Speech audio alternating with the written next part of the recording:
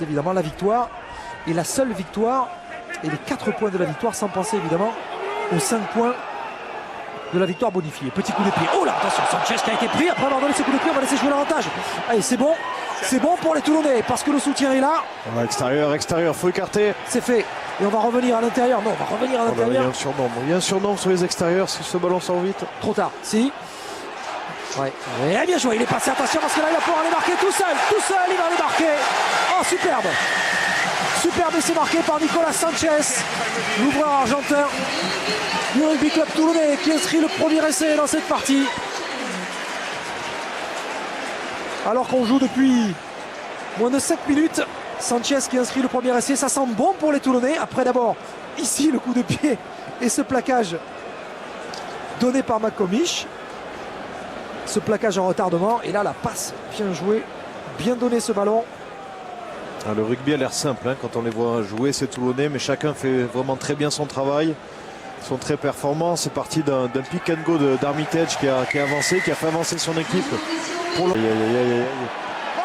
qui a loupé son coup de pied. Avec Ron Smith maintenant. Oh, la mauvaise passe. Aïe aïe pour Chris Massoï, décidément. Armitage. Stéphane Armitage. Allez, pour Mathieu Bastaro. Premier ballon de Bastaro. La passe de Bastaro qui était peut-être en avant pour Abana qui va aller marquer.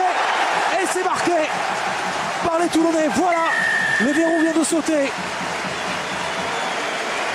Avec cet essai marqué par les joueurs du RCT. Enfin, les Toulonnais qui reprennent la main dans ce match. C'est Jared Payne qui a fait une erreur sur cette dernière action. Juan Pinard qui avait bien récupéré le ballon sur ce coup de pied de Sanchez. Et qui n'a pas trouvé la touche. Toute son équipe était autour du môle, autour du regroupement. Et les Toulonnais qui ont bien géré cette relance. Et là, avec encore une fois Armitage qui est venu créer le surnombre et bien donné sur les extérieurs. Et une passe certes limite, mais en tout cas c'est bien fini. Alors déjà celle-là les limites. Et la passe de Mathieu Bastaro à Brian Abana était limite, mais en tout cas l'essai est accordé, c'est tant mieux pour les Toulonnais. Tandis que aïe, Paddy Jackson, oui, vous l'aviez dit Dimitri, vous aviez senti que c'était sérieux, et c'est sérieux. Ouais, puisqu'il sort, il est remplacé par Paul Marshall. C'est un peu la catastrophe pour les Ulstermen. Transformation russe. Il y a de la casse en plus. C'est vraiment la mauvaise pioche là pour cette équipe de l'Ulster. Et alors qu'ils étaient, on a vu le sentiment qu'ils commençaient à pas faire jeu égal, mais en tout cas ils posaient les difficultés à cette équipe de Toulon. C'était vraiment le pire des moments pour les joueurs de Neil Doak à l'intérieur des 22 mètres. Les Toulonnais, attention, il est passé Sanchez à nouveau. Sanchez avec Bastaro qui est repris par la cuillère et qui va aller marquer. Et c'est marqué par Mathieu Bastaro. Sanchez, c'est beau ce qu'il fait là. C'est beau, il arrive à prendre l'intervalle et se sortir du plaquage. Pourtant il n'a pas un physique hors norme et énorme pour un demi d'ouverture. Mais il accélère bien dans l'intervalle. Et les yeux fermés, il a trouvé Mathieu Bastaro avec cette remise intérieure. Et le 3/4 centre international français qui a marqué.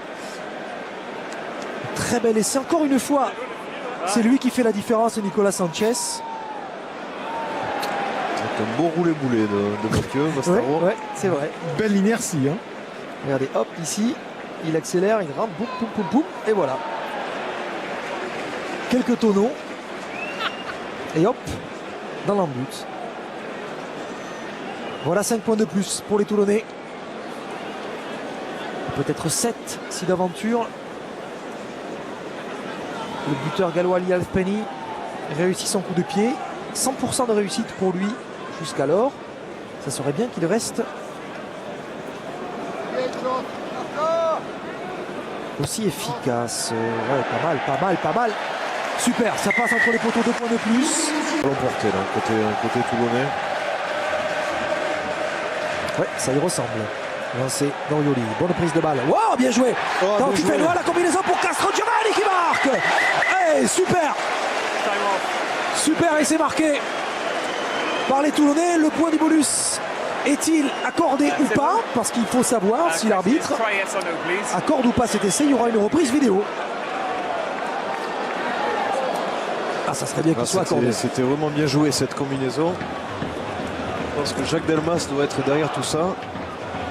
Et Juan Smith qui est venu bien passer les bras pour Castro Giovanni. Ça faisait plusieurs fois là, que les Toulonnais faisaient un ballon porté. Il est aplati sur la ligne ou pas? Oui ou non? En tout cas, les journaux volent juste en bas juste en dessous de nous. Ah oui, si, il y est. Ouais, il y est.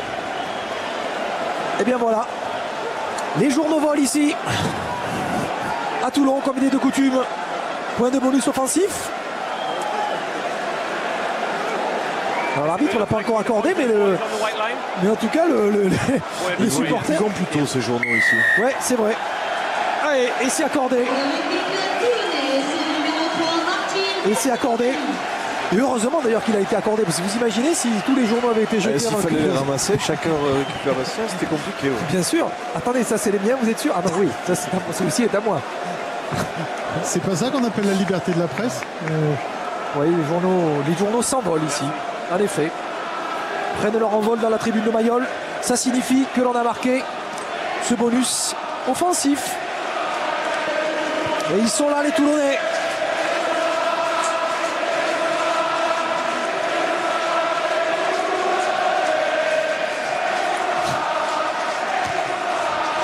Oh oui, oh oui. Oh qu'il est beau ce coup de pied d'Alfpeni. Monsieur Alfpeni qui passe. Parce qu'on sent bien qu'elle est au bord du chaos, cette équipe de l'Ulster. Bien joué Sanchez avec le bon déboulé. Ça arrive là très vite avec Mitchell, avec Cabana, avec Massoui maintenant, et on peut écarter. Là il y aura un essai. Bien avec Stephen Armitage. Du bon boulot des Toulonnais. Ils ont fini par plier les joueurs de l'Ulster. 5e essai marqué dans ce match par le RCT ici à Mayol. C'est vraiment beau à voir, hein, tous ces joueurs qui sont capables de faire la différence physiquement et surtout de faire vivre le ballon. Ça c'est quand même une qualité qui n'est pas négligeable côté toulonnais. Ils le font vivre constamment. Et après il n'y a plus qu'à bien gérer les surnombres. Ils ont eu beaucoup de patience. Et Tilly Osborne avec cette longue passe a réussi à trouver son 3e ligne. Armitage. Hop. Vous voyez, ça avance constamment, les courses avancent, on fait vivre le ballon. Il n'est jamais à l'arrêt ce ballon, ça avance, les courses avancent, les soutiens avancent. Toujours le rugby est plus facile lorsqu'on avance. C'est sûr, avec cette grande disponibilité montrée par les Toulonnais, forcément, à la fin des fins, ça permet de marquer et peut-être d'offrir encore à Ali Alfeni la possibilité de faire grossir, de faire enfler son total de points dans cette compétition.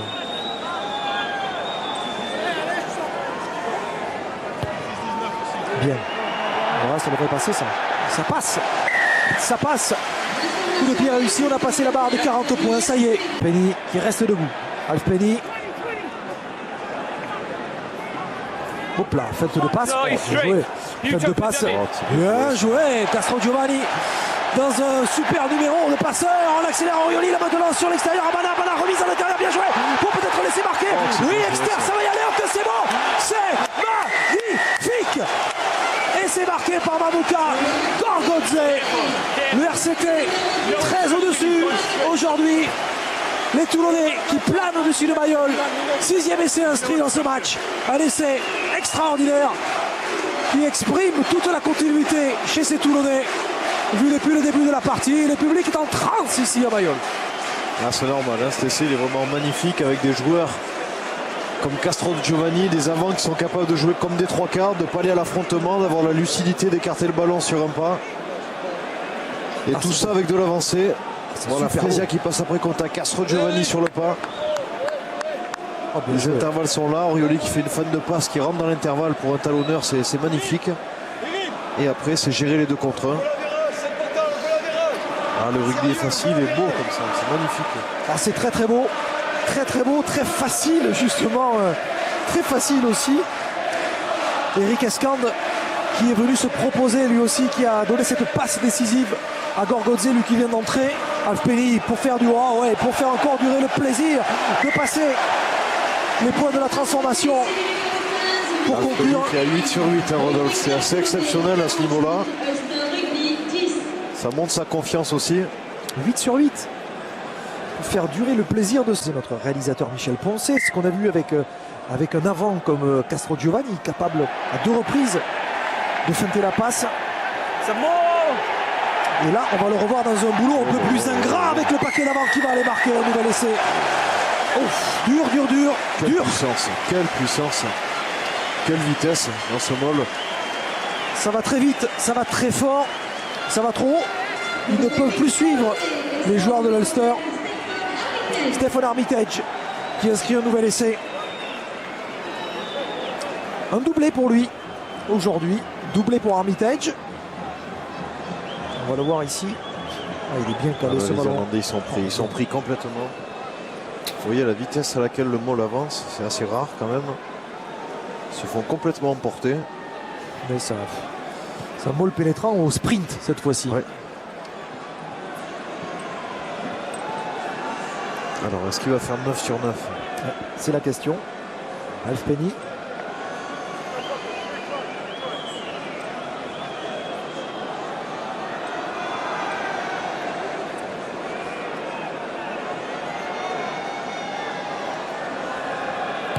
Ça devrait.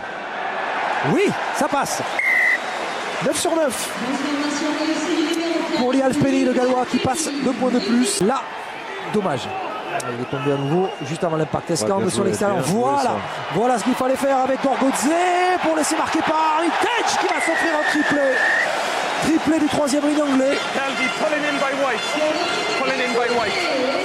60 points marqués. Ouais. Ça fait mal. Ça vous épate. Ça fait mal, ouais, ça m'épate. Bon, c'est amplement mérité aussi, hein. Il y a vraiment une classe d'écart ce soir. Oui, puis là il y a une tournée générale ce soir pour Armitage qui a marqué un triplé, ça c'est sûr. Triplé en Champions Cup, ça arrive pas souvent. On voit ici le bon travail de Gorgodze qui va récupérer le ballon. Tac, qui va le donner à Armitage qui marque. Que peut-on tirer comme enseignement de ce match, Dimitri? Bon, de là du score fleuve, on va attendre peut-être un nouveau but réussi d'Alfpeni, mais que peut-on tirer comme enseignement avant cette dernière journée de Champions Cup face à Kaneki? On a vu le champion d'Europe en titre déjà sur le terrain qui était prêt à remettre son titre en jeu. Ils ont assumé leur statut aujourd'hui. Oh! Première mi-temps, ils se sont cherchés un peu, mais une fois qu'ils ont retrouvé leur